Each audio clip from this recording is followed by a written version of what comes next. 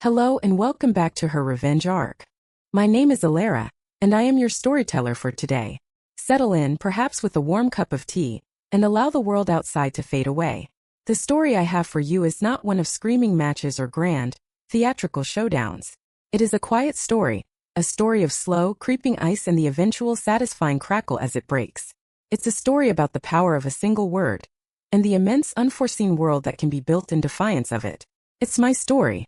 And it begins, as so many stories of this nature do, with a heartbreaking not with a bang, but with the cold, sterile glow of a phone screen. Before the text message that bisected my life into a before and an after, my world was small, but I believed it to be perfectly formed. It was a terrarium, a meticulously curated ecosystem of comfort and predictability.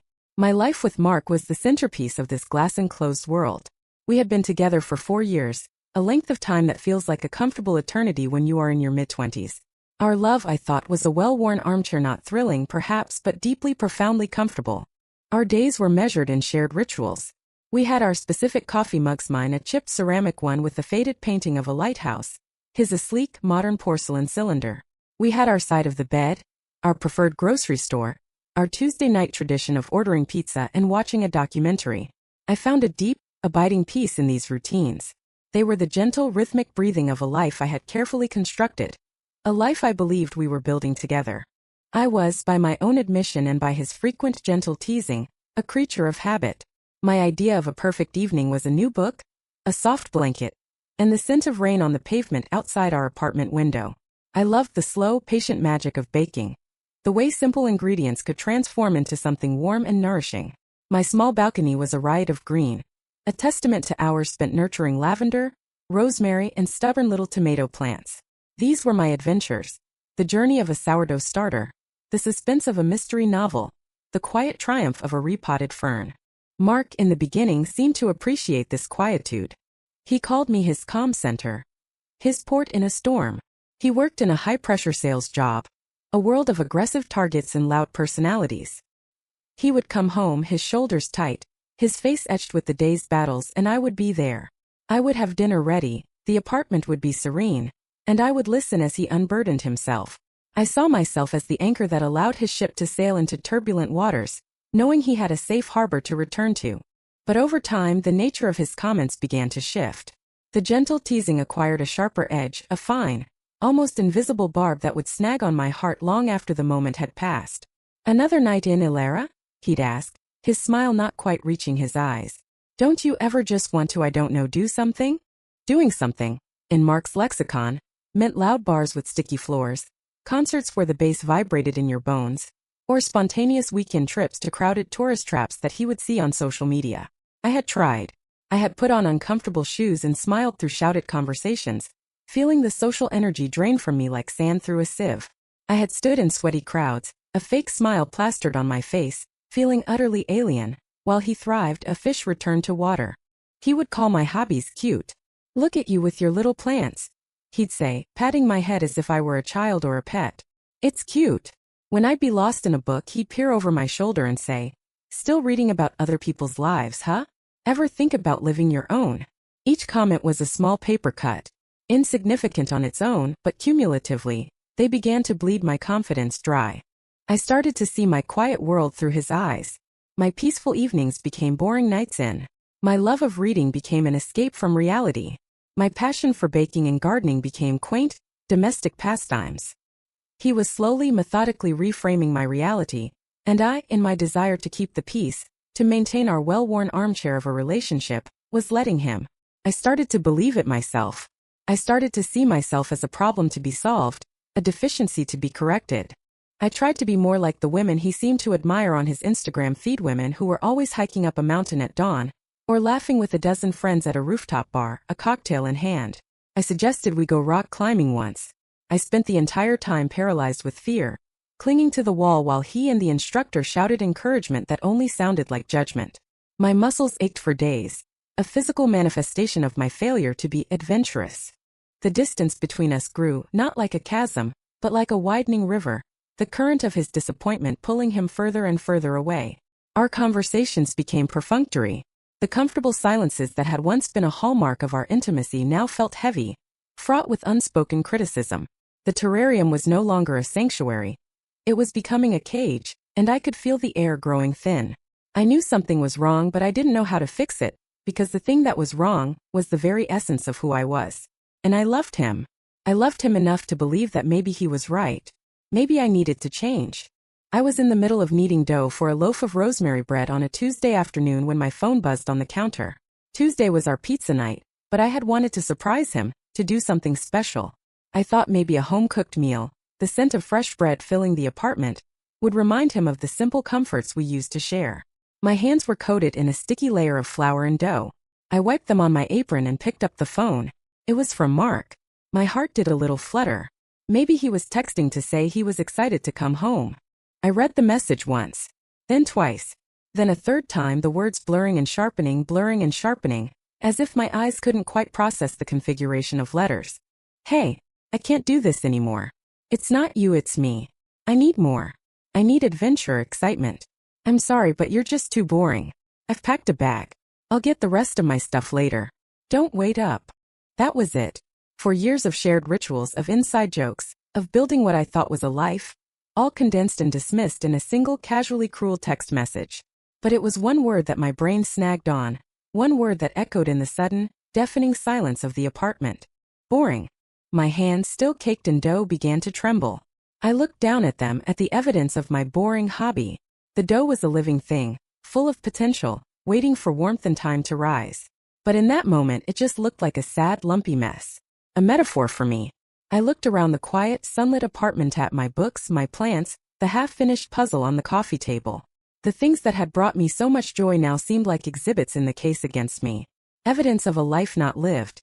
I didn't cry. Not then. A strange and profound numbness washed over me. A cold, heavy blanket.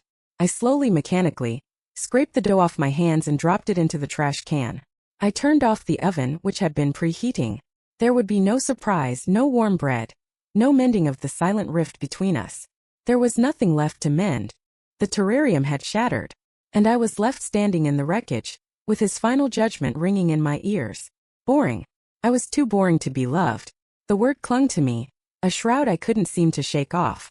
And in the long, empty days and nights that followed, it became the foundation upon which I would, unknowingly, begin to build my revenge. The weeks following the text message are a blur in my memory. A watercolor painting left out in the rain. The colors of my life ran together into a single muted shade of gray. I moved through my days like a ghost in my own apartment. The silence Mark had left behind was a physical presence. It was in the other side of the bed, cold and unervingly neat. It was in the empty space on the coat rack, the missing coffee mug, the silence where his booming laugh used to be. He came for the rest of his things on a Saturday when he knew I'd be at my part-time library job. It was both a kindness and a final stinging cruelty. He didn't want a scene. He didn't want tears or questions. He just wanted to excise himself from my life with the clean, efficient precision of a surgeon. I came home to find the empty spaces had multiplied. The gaps on the bookshelf, the bare patch on the wall where his favorite band poster had hung, the empty half of the closet. He'd even taken the sleek porcelain mug. Of course he had. He'd left me with my chipped lighthouse, a relic of a life he had deemed too small. The word boring became my constant companion, a malevolent whisper in my ear. Every choice I made was filtered through its lens. Should I read a book tonight? No, that's boring. Should I tend to my garden? Don't be so boring. The things that had once been my sanctuary now felt like a prison of my own making. I began to actively resent them. I let my poor tomato plants wither on the vine.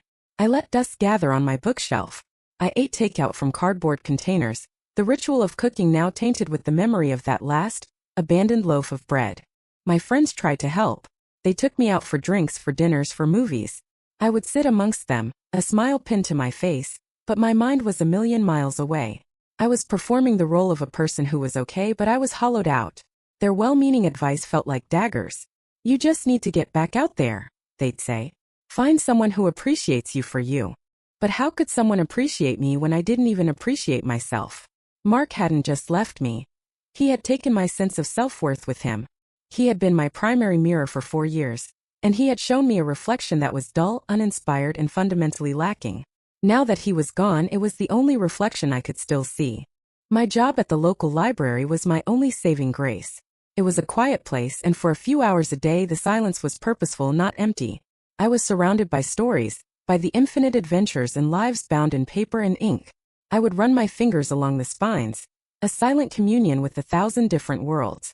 It was here, in the hushed aisles of the fiction section, that the first crack appeared in the gray wall of my apathy. I was reshelving books in the travel memoir section one rainy afternoon. My hands moved with rote efficiency, my mind blessedly blank. Then my fingers brushed against a book with a faded cloth-bound cover. It was old, the title barely legible in faded gold leaf.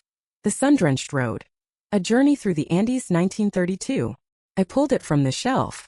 The pages were yellowed and smelled of dust and time.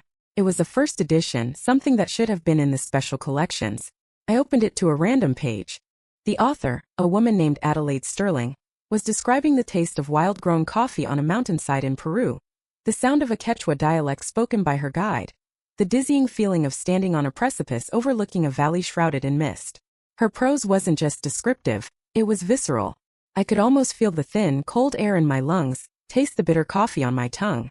She wrote not just of the places she saw, but of the fear she felt, the loneliness, the sheer, unadulterated thrill of the unknown. She was a woman traveling alone in the 1930s, doing something that was so far removed from my own reality that it felt like fantasy. And yet, something in her words resonated deep within me. She wrote of her quiet moments, of sketching in a journal, of pressing a strange flower between the pages of a book, of simply sitting and observing the world around her. She found adventure not just in climbing mountains, but in the quiet act of paying attention. I stood there in the middle of aisle 6, for what must have been an hour reading. I forgot about the cart of books waiting to be shelved. I forgot about the ticking clock. I was transported. For the first time in months, the whisper of boring was silenced, drowned out by the rustle of Adelaide's prose. That evening I didn't order takeout. I went home and for the first time since the breakup, I looked at my apartment not as a museum of my failures, but as my own space. That night, I climbed the rickety pull-down stairs to the small dusty attic of my apartment building. It was a communal storage space, filled with forgotten furniture and boxes from tenants past. In the far corner, covered by a stained canvas sheet, were my own boxes. Boxes I hadn't opened since my grandfather passed away 5 years prior. My grandfather had been my hero. He was a cartographer for the government, a man who had traveled to the forgotten corners of the world to map coastlines and mountain ranges that had never been accurately charted. He would come home with stories that felt more like myths, of sandstorms in the Sahara, of navigating by the stars in the South Pacific, of living with indigenous tribes in the Amazon. He was the opposite of boring. He was life itself writ large. I found the box I was looking for. It was a heavy wooden crate with his initials, A.V. Arthur Vance, stamped on the side. Inside, nestled in tissue paper, were his old journals, leather-bound and filled with his precise, elegant script. There were also bundles of letters he had written to my grandmother, tied with faded ribbon. And at the bottom, there was his collection of antique maps and his most prized possession, a heavy brass compass, its needle still quivering, still searching for north. I sat there on the dusty floor of the attic for hours. I read his letters, I traced the lines on his hand-drawn maps of uncharted islands and dense jungles. His words, like Adelaide Sterling's, were not just about grand adventures. They were filled with small, intimate details. He wrote about the frustration of his ink freezing in the cold, the specific taste of a fruit he'd never had before, the deep ache of homesickness, the way the light fell across a particular valley at sunset. He was an adventurer, yes, but he was also a quiet observer. He was a man who found as much wonder in the intricate design of a beetle's wing as he did in the summit of a mountain. He was a man who contained multitudes. As I sat there, surrounded by the ghosts of his travels, a tiny, audacious idea began to form in the back of my mind. It wasn't a plan. It wasn't even a goal. It was just a flicker, a spark in the darkness. Mark had told me I was boring because I preferred to read about other people's adventures instead of having my own. He had meant it as an insult. But what if it wasn't? What if the greatest adventure wasn't about climbing a physical mountain, but about creating one? What if I could build a world? I thought about Adelaide Sterling and my grandfather, Arthur Vance. I thought about their journeys, their courage, their quiet moments of observation. They hadn't just lived these lives. They had documented them, translated them into words, into maps, into stories that could transport someone like me decades later, from a dusty attic to the peaks of the Andes. The idea was terrifying. It was absurd. I was Alara, the boring girl, the girl who was good at baking bread and shelving books. I had never been anywhere more exotic than a family trip to Florida. What right did I have to even think about writing an adventure story? The whisper of Mark's voice returned, laced with scorn. You? Writing an adventure? That's hilarious. But for the first time, another voice answered back. It was a quiet voice, my own, bolstered by the phantom presences of Adelaide and Arthur. Why not? I carried the wooden crate back down to my apartment. I cleaned the dust off the brass compass and placed it on my desk, next to my laptop. The needle settled, pointing north. For the first time in a very long time, I felt like I had a direction. I didn't know where I was going, not really, but I had a north. The revenge I was planning wasn't for Mark. Not yet. At that moment, it was for me. It was a rebellion against the label he had branded me with. It was a quiet, desperate, and utterly thrilling act of defiance against the word boring. I was going to write a world into existence. A world so vast and exciting that my own small, shattered life would feel insignificant by comparison. I was going to build an adventure out of words, ink, and spite. And I would use the very boring skills he had mocked me: patience, my love of research, my attention to detail to do it. The transformation did not happen overnight. It was a slow geological process of shifting continents within my own soul. The first step was to build a fortress against the world's and my own doubt. I adopted a pseudonym. Alara was the boring girl who was left via text. Alara was the girl who let her plants die. I needed someone else to write this book, someone braver. I took my grandfather's initials, AV, and his last name, Vance. And so Evie Vance was born. She was not me. She was an enigmatic figure, a cartographer of fictional worlds, a recluse who channeled adventures onto the page. She was my shield and my sword. Then I needed a protagonist. She couldn't be me, not exactly. She had to be the person I might have become if I hadn't been so afraid. I named her Lyra. Where I was timid, Lyra was bold. Where I hesitated, she acted. But she wasn't a superhero. I wove my own anxieties and quiet nature into her. Lyra wasn't the loudest person in the room, but she was the most observant. She was a botanist and a historian, her skills rooted in knowledge and patience, the very traits Mark had dismissed in me. Her adventure would not be a reckless one, but a calculated, intelligent journey into the unknown. My apartment, once a symbol of my static life, transformed into my research headquarters. Mark had wanted me to go out and see the world. Instead, I brought the world to me. The money I saved from no longer going out on forced, uncomfortable dates was funneled into my new obsession. I bought books on everything: celestial navigation, ancient maritime charts, survival skills for the Amazon basin, the history of cartography, the mythology of forgotten cultures. The internet became my portal. I spent countless nights falling down rabbit holes, learning about the venom of the Brazilian wandering spider, the proper way to build a shelter from palm fronds, the linguistic roots of Patagonian dialects.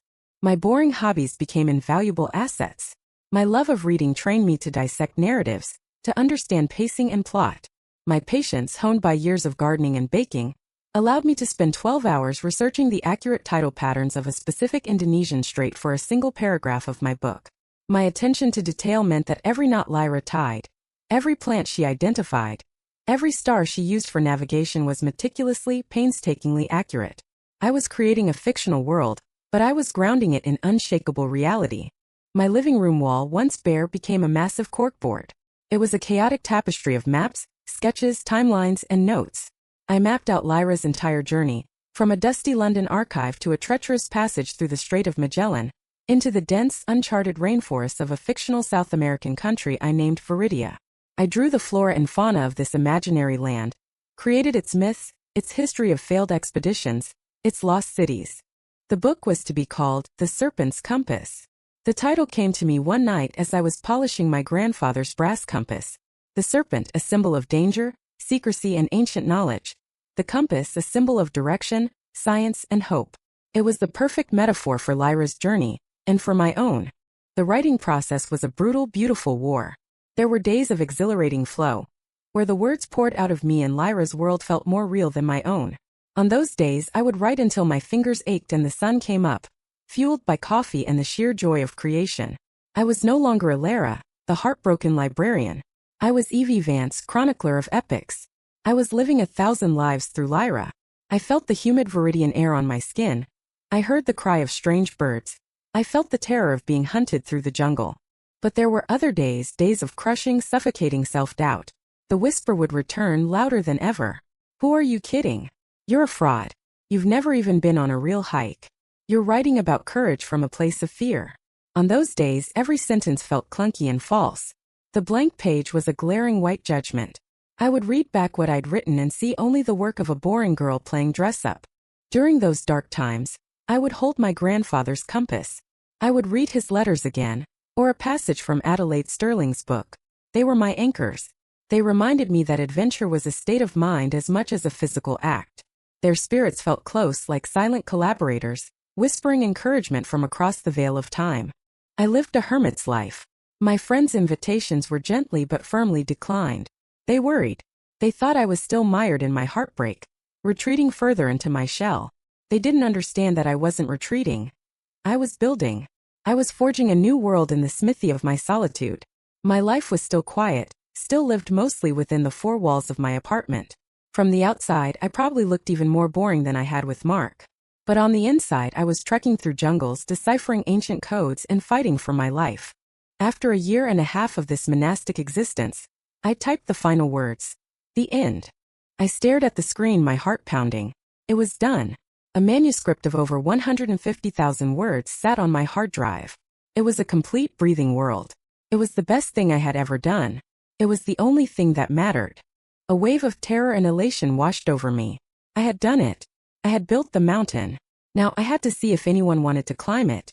The process of finding a literary agent was a whole new kind of jungle, one with its own predators and pitfalls. I researched agents for months, looking for those who represented the kind of intelligent, literary adventure fiction I hoped I had written. I crafted a query letter, agonizing over every word, trying to distill the essence of The Serpent's Compass into a few compelling paragraphs. I sent it out to my top 10 choices, my hand trembling as I clicked send on each email. And then I waited. The rejections started to trickle in. Most were form letters, polite and impersonal. Thank you for your submission, but it is not the right fit for our list at this time. Each one was a fresh sting, a confirmation of my deepest fears. See, you're a fraud. Your story is boring. One rejection was particularly cruel. An agent had actually read the first 50 pages and took the time to write a personal email. While the writing is competent, he wrote, the premise feels unlikely. The protagonist's journey from a quiet academic to a hardened adventurer is simply not believable. Readers want authenticity. This feels like a fantasy written by someone who has never left their library. That one nearly broke me. It was Mark's text message all over again, just dressed up in professional language. You are not the real thing. You are a pale imitation. I spent a full day in bed, the gray fog returning, threatening to swallow me whole. I almost gave up. I almost dragged the manuscript file into the trash icon and let it all go. But then I looked at the compass on my desk. I thought of Lyra, cornered and exhausted but never ever giving up. I thought of Evie Vance, my stoic, courageous alter ego. What would she do? She would not surrender. So I took a deep breath, opened my list, and sent out another batch of queries. 2 weeks later, an email landed in my inbox. The subject line was simply, Query, The Serpent's Compass. My heart leaped into my throat. It was from an agent named Julian Croft, one of my dream agents, known for finding and nurturing unique voices. I braced myself for another rejection. But it wasn't a rejection. Dear Ms. Vance, it began. My first victory was addressing my armor, not me. I have just spent the last 3 hours utterly captivated by the opening chapters of your manuscript. I haven't been this excited by a submission in years. The world building is immersive, the prose is elegant, and Lyra is one of the most compelling protagonists I've encountered in a long time. Please send the full manuscript as soon as you are able. I read the email 5 times. I stood up and had to sit back down again because my legs were shaking. It wasn't a book deal. It wasn't even an offer of representation yet. But it was a flicker of light in the darkness. It was a yes in a sea of no's. It was validation from a stranger, a professional who saw not a fraud but a storyteller. I attached the full manuscript and sent it off, my hands so unsteady I could barely click the mouse. The week that followed was the longest of my life. I couldn't eat. I couldn't sleep. I jumped every time my phone buzzed. I was living in a state of suspended animation, my entire future hanging in the balance of one man's opinion. Then he called. Evie. A warm baritone voice asked. This is Julian Croft. Yes, I managed to squeak, my voice an octave higher than usual. I finished it, he said, and then he paused. The silence stretched for an eternity. My entire world hung in that pause. It's magnificent, he finally said. It's a masterpiece. I want to represent you. I think this book is going to be huge. And that's when I finally cried. Not tears of sadness or heartbreak, but tears of overwhelming cathartic release. The dam of years of solitude, of doubt, of painstaking work, finally broke. I sat on my floor, clutching my phone, and sobbed as this kind stranger on the other end of the line told me that my world was real, that my adventure was believable, that my story was worth telling. Evie Vance had a champion, and Alara, the boring girl, finally started to believe in her. The journey from signing with Julian to publication was a whirlwind, a completely different kind of adventure. It was a world of edits, cover design meetings, marketing strategies, and arcane contract clauses. Julian was a masterful guide through this new territory. He fought for me, for the integrity of the book, with a passion that humbled me. The editing process was intensive. My editor at the publishing house, a sharp, brilliant woman named Clara, pushed me to dig even deeper into Lyra's psyche, to sharpen the tension, to make the world of Viridia even more vivid. Far from feeling criticized, I felt seen. She wasn't trying to change the story. She was trying to make it the best version of itself. All my quiet, boring skills were celebrated. My obsessive research was praised as impeccable world building. My attention to detail was lauded as what makes the fantasy feel real. One of the most significant decisions we made was about the author's identity. The marketing team wanted a compelling backstory for Evie Vance. They wanted photos, a biography, and narrative. No, I told Julian, my voice firm. Evie Vance is a recluse. No photos. The biography should be intentionally vague. Evie Vance is a writer and amateur cartographer who divides their time between old maps and new worlds. That's it.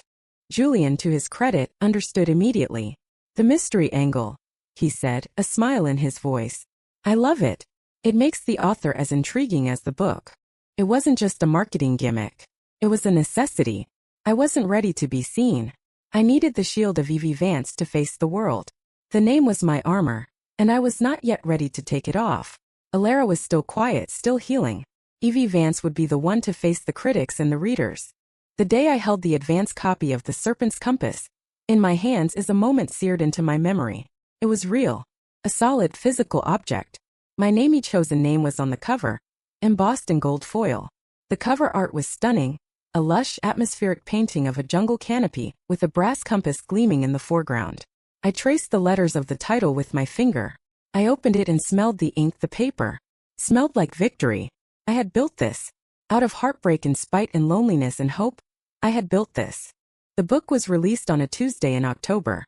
A Tuesday. The irony was not lost on me. The day that had once been reserved for our ritual of predictable comfort. The pizza night that symbolized my boring life was now the birthday of my grand adventure. I was a nervous wreck. I spent the day refreshing the book sales page, watching its rank fluctuate, my stomach in knots. I avoided social media, terrified of what people might be saying. What if the agent who called me a fraud was right? What if no one bought it? What if it just sank without a trace? But then the first reviews started to appear on book blogs and retail sites. And they were good. They were more than good, they were glowing. A stunning debut. Evie Vance is a born storyteller. I haven't been this lost in a world since I first read Tolkien. Lyra is the adventure heroine we've been waiting for. Brilliant, resilient, and utterly human. The Serpent's Compass is a rare thing. A pulse-pounding thriller with a deeply intelligent heart. The research is so meticulous you'll swear Viridia is a real place you can find on a map. That last one made me laugh through my tears. My obsessive, boring nights spent falling down research rabbit holes had paid off. They weren't a waste of time. They were the very foundation of the book's success. Within a week, the impossible happened. The Serpent's Compass hit the New York Times bestseller list. Julian called me, shouting with joy. We did it, E. We did it. You're a bestseller. I was speechless. I walked in a daze to my local bookstore, the one just a few blocks from my apartment. And there it was. Not just on the shelf, but on the front table in a massive stack. The Serpent's Compass by Evie Vance. A little sign next to it read, best-selling debut. A must-read adventure. I picked up a copy, my hands trembling slightly. I ran my thumb over my pseudonym on the cover. A woman standing next to me, a stranger, pointed at the book in my hand. Oh, you have to get that, she said, her eyes bright with enthusiasm. I finished it last night. I stayed up until 3 a.m. I just couldn't put it down. The author, this Evie Vance, they must have lived the most incredible life to write something like that. I just smiled, a real genuine smile that reached my eyes. I've heard good things, I said, my voice even. I bought the book. My own book. Felt like a sacred act. As the cashier scanned it, she said, "Good choice. Everyone's talking about this one. They say the author is some mysterious adventurer.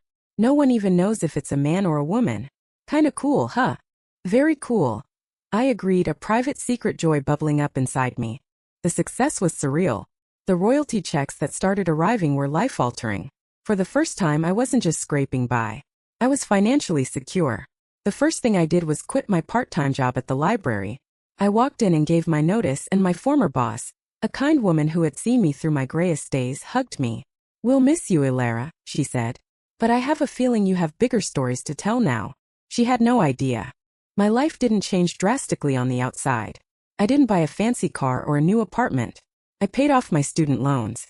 I set up a savings account. I did, however, replace all the withered, dead plants on my balcony with a riot of new exotic flowers. It was a small symbolic act of renewal. I was tending to my garden again. The mystery of Evie Vance became a story in itself. Online forums were dedicated to guessing my identity. Was I a former spy? A disgraced historian? A world-famous explorer writing under a new name? The speculation only fueled the book's sales. I did a few interviews, all via email, carefully crafting my responses with Julian to maintain the mystique. In every interview, I made a point to talk about the power of quiet observation, the adventure that can be found in research and knowledge. I was subtly defending the very things Mark had despised in me, reframing them not as boring, but as the secret ingredients to a thrilling life of the mind. I was happy. It was a strange new feeling. It wasn't the comfortable, placid happiness of the terrarium. It was a solid, earned happiness, forged in solitude and hard work. I had found my own adventure, not on a mountaintop, but within the pages of a book. I had proven to myself that my quiet nature was not a weakness, but a strength. I hadn't thought about Mark in months. He was a ghost from a different life, a black and white photo from a past I no longer recognized. The sting of his words had faded, replaced by the roar of my own success. I thought the story was over. I thought my revenge was complete, a private victory that I would savor alone. I was wrong. The universe, it seems, has a flair for the dramatic. And the final act was yet to be written. Years passed. 3 of them to be exact. The Serpent's Compass became a global phenomenon. It was translated into 30 different languages. A film adaptation was in the works. A massive production with A-list actors. I had written 2 more books in the Lyra series, both of which had debuted at #1 on the bestseller lists. Evie Vance was no longer just a best-selling author. She was a brand, a household name synonymous with intelligent, high-stakes adventure. And Ilara? Ilara was still quiet. I still lived in the same apartment, though it was now more comfortable, filled with beautiful art and first edition books I had always dreamed of owning. I still found joy in baking bread, my hands no longer trembling with insecurity as I kneaded the dough. I still tended to my balcony garden, which was now a lush tropical oasis. The difference was that I no longer saw these things through a filter of judgment. They were simply parts of me, the quiet soil from which my wild imaginary worlds grew. I had found a new kind of peace. The shield of Evie Vance was still there, but it was lighter now. I had started to integrate her strength into my own being. I traveled, but not in the way Mark would have approved of. I went on quiet, solo trips to remote libraries, to windswept coastlines where I could sit and write for hours, to ancient cities where I could wander through museums, invisible and content. I was living my own kind of adventure on my own terms. The revenge, as I had come to think of it, was the life I had built. It was my peace, my success, my self-worth. The thought of ever seeing Mark again barely crossed my mind. He was a footnote in a story that had become an epic. One Wednesday afternoon, I decided to work from a coffee shop. It was something I rarely did. He preferred the sanctuary of my apartment, but I was feeling a bit of cabin fever, and the change of scenery felt appealing. It was a cozy, independent place with big windows, worn leather armchairs, and the rich, comforting smell of roasted coffee beans. I found a small table in a quiet corner, ordered a latte, and opened my laptop. I was in the early stages of plotting the 4th Lyra novel. I was so engrossed in my notes, sketching out a new treacherous landscape for Lyra to navigate, that I barely noticed the couple who sat down at the table next to mine. It was the sound of his voice that finally broke through my concentration. A voice I hadn't heard in years, but one that was etched into my memory like a scar. And that's why I just can't with the mainstream stuff. It's also predictable. You know? I froze. My fingers hovered over the keyboard. It couldn't be. I slowly, carefully lifted my eyes. It was Mark. He looked the same but different. A little older, his hairline receding slightly. He had the same confident, slightly condescending posture I remembered so well. He was with a woman. She was beautiful in a sharp, edgy way. She had a sleeve of tattoos, an undercut hairstyle, and a look of vague boredom on her face as he spoke. She looked exciting. She looked like the kind of woman he had always wanted me to be. My first instinct was to bolt, to pack up my things and flee before he could see me. My heart was hammering against my ribs, a frantic bird trapped in a cage. But then a strange sense of calm settled over me. It was the voice of Evie Vance. Stay. Observe. You are not the same person you were. So I stayed. I lowered my gaze back to my laptop, pretending to work, and I listened. Like, I need something with substance, Mark continued, leaning forward conspiratorially. Something that feels real, you know? That's why I'm so obsessed with this book. He gestured to the book on the table in front of him. My blood turned to ice. It was a well-worn paperback copy of The Serpent's Compass. My book. His thumb was resting on the embossed, golden compass on the cover. The woman, whose name I learned was Chloe, picked it up and glanced at it with disinterest. This thing? I thought you said you were almost done with it. I am, but I'm rereading my favorite parts, Mark said. His voice filled with a reverence I had never ever heard from him before. Chloe, you don't get it. This isn't just a book. It's an experience. The author, this Evie Vance, they're a genius. The level of detail is insane. It's like they've actually been to these places, done these things. It's the most authentic, adventurous writing I've ever read. I had to physically restrain myself from making a sound. The irony was so thick, so potent, it was almost suffocating. I felt a hysterical laugh bubble up in my chest and I had to swallow it down, taking a slow sip of my latte to compose myself. Whoever this Vance person is, Mark went on, his eyes shining with hero worship. They get it. They get that life is about pushing boundaries, about facing your fears. It's not about, staying home and baking bread. He laughed, a short, derisive sound. God, can you imagine?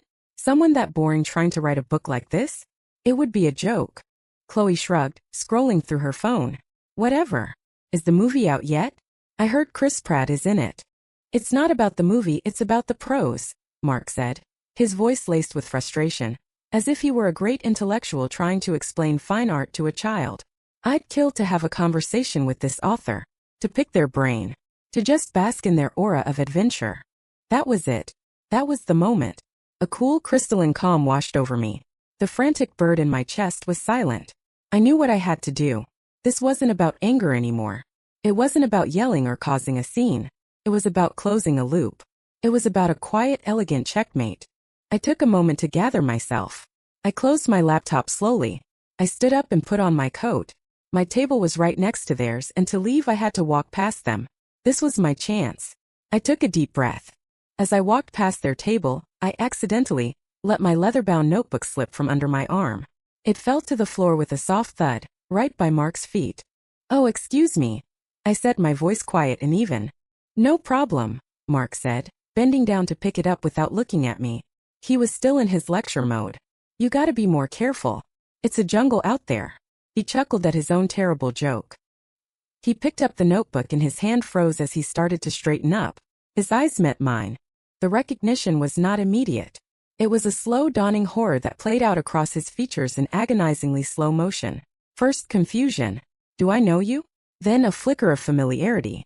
You look like, then the sickening gut punch of realization. Alara. His face went pale. I had seen him pale before, but this was a ghastly, bloodless white. His mouth fell slightly open.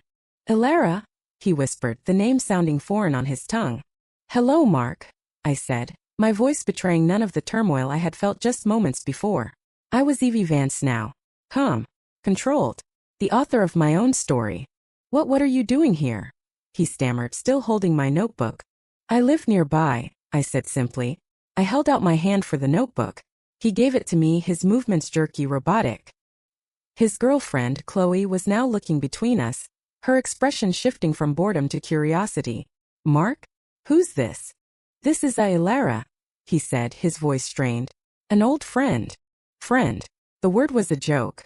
It's been a long time, Mark, I said, allowing a small, polite smile to touch my lips. You look well. You too, he said, his eyes darting around as if looking for an escape route. You look really different. A lot can change in a few years, I said. My gaze drifted pointedly down to the table, to the copy of The Serpent's Compass, lying next to his half-empty coffee cup. I let my eyes linger on it for a beat too long. Then I looked back at him. So, I said, my voice still light, still casual. What are you reading? The question hung in the air between us. It was a simple question, but we both knew the weight it carried. He followed my gaze down to the book. He looked from the book to my face and back to the book. And in that moment, some terrible, impossible connection was made in his brain. The blood drained completely from his face, leaving it a waxy, sickly color. His eyes widened in sheer, unadulterated horror. It was the look of a man seeing a ghost. It was the look of a man whose entire worldview had just been shattered by a polite, 5-word question. He didn't need to ask. He knew. I could see the knowledge crashing down on him. The name on the book, Ivy Vance. My grandfather's initials and last name, Arthur Vance. The mysterious, reclusive author. The quiet, boring girl who loved old books and history. The girl he had discarded. It all collided in his mind in one cataclysmic, silent explosion. I didn't need to say another word. I didn't need to confirm it. My calm, knowing smile was enough. Well, I said, tucking my notebook securely under my arm. It was good to see you, Mark. I gave a polite nod to his stunned-looking girlfriend, and then I turned and walked away. I didn't look back. I didn't need to. I could feel his horrified gaze burning into my back all the way to the door. I pushed the door open and stepped out into the cool, crisp afternoon air. I took a deep breath. The air had never tasted so sweet. The revenge wasn't the look on his face. The look on his face was just a post-credit scene. The real revenge was the walk to the coffee shop. It was the quiet confidence with which I ordered my latte. It was the joy I felt plotting Lyra's next adventure. It was the fact that I could walk away from him, my head held high, without needing a single word of apology or acknowledgement. He had called me boring because I read about other people's adventures. And in the end, he had become an unwitting, devoted fan of the grandest adventure I had ever read, the one I wrote myself. He had spent years idolizing a phantom, a mysterious hero, never realizing that his hero was the quiet woman he had thrown away because he was too blind to see the worlds that existed behind her eyes. He thought he needed more. But he was the one who was too small. So that is my story. The arc of it, at least. It's a story about the quiet power that can be found in the places people overlook. It's about realizing that the things people dismiss in you might just be your greatest strengths. Mark's final, horrified realization was satisfying, yes, but it was fleeting. The life I built, the worlds I create, the peace I found in my own skin, that is the real victory. That is the revenge that sustains me every single day. And now I want to ask you, have you ever had an experience where someone's judgment of you was spectacularly, satisfyingly proven wrong? Have you ever taken something that was meant as an insult and turned it into your superpower? Share your stories in the comments below. I read them all. Your stories remind us that we are not alone in our journeys of becoming. And if you found a piece of your own story in mine, please consider liking this video, sharing it with someone who might need to hear it, and subscribing to her revenge arc for more stories of quiet, intelligent, and deeply satisfying justice. Until next time, be the author of your own adventure.